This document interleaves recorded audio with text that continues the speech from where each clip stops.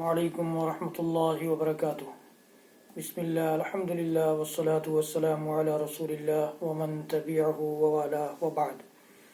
محترم ناظرین و سامعین، اسلامی بھائیوں، دوستوں، عزیزوں، ماؤں اور بہنوں، آج کے فضائل قرآن سیریز کے اس ویڈیو میں میں آپ کے سامنے سورۃ الشمس یعنی والشمس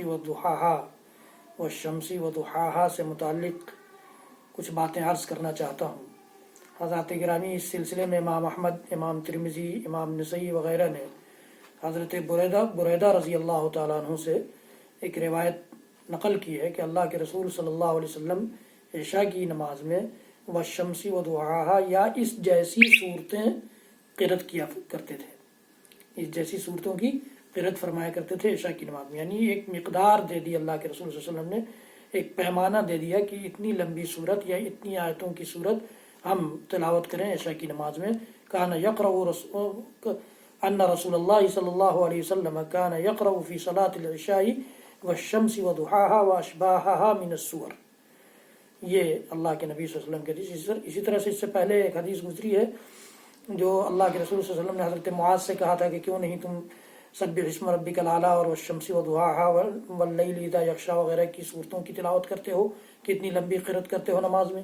اور امام طبرانی رحمۃ اللہ علیہ نے عبداللہ بن عباس رضی اللہ تعالیٰ عنہ سے ایک روایت نقل کی ہے کہ نبی اکرم صلی اللہ علیہ وسلم نے حکم دیا انہیں، عبداللہ بن عباس کو حکم دیا کہ وہ صلاۃ صبح میں، صبح کی نماز میں واللیل اذا یغشی اور والشمس وضحاہا وغیرہ کی تلاوت کیا کریں۔ یہ اللہ کے نبی صلی اللہ علیہ وسلم کی گویا ہدایتیں تھیں، اللہ کے نبی صلی اللہ علیہ وسلم کی رہنمائیاں تھیں اس صورت کے سلسلے میں، جو اور اس صورت والشمس وضحاہا یا واللیل اذا یغشی یا سبح اسم ربک الاعلیٰ وغیرہ سے متعلق باتیں ہم کو ان روایتوں سے اور ان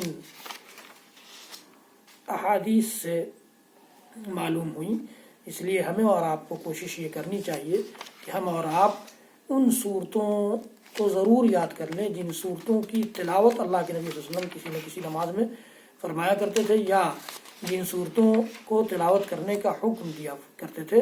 اس لیے ہمیں اور آپ کو اس کی کوشش کرنی چاہیے۔ حضرات گرامی، اگر ہم امام ہیں تو ہمیں تو اس سنت کو زندہ کرنا ہی چاہیے، اگر امام نہیں ہیں تو اپنے ائمہ سے بھی درخواست کرنی چاہیے کہ وہ اس قسم کی سنتوں کی پابندی کریں کہ وہ اللہ کے نبی صلی اللہ علیہ وسلم کی سنتوں کے بھی پابند ہو جائے اور نماز بھی ہلکی ہو جائے، زیادہ لمبی نہ ہو۔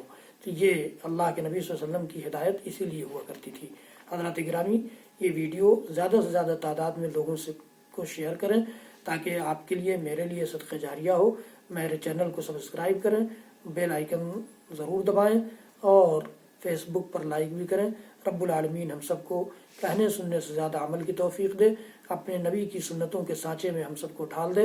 وصلی اللہ تعالی علی نبینا محمد وعلی آلہ وصحبہ وسلم۔ سبحان ربک رب العزۃ عما یصفون وسلام علی المرسلین والحمد للہ رب العالمین۔ والسلام علیکم ورحمۃ اللہ وبرکاتہ۔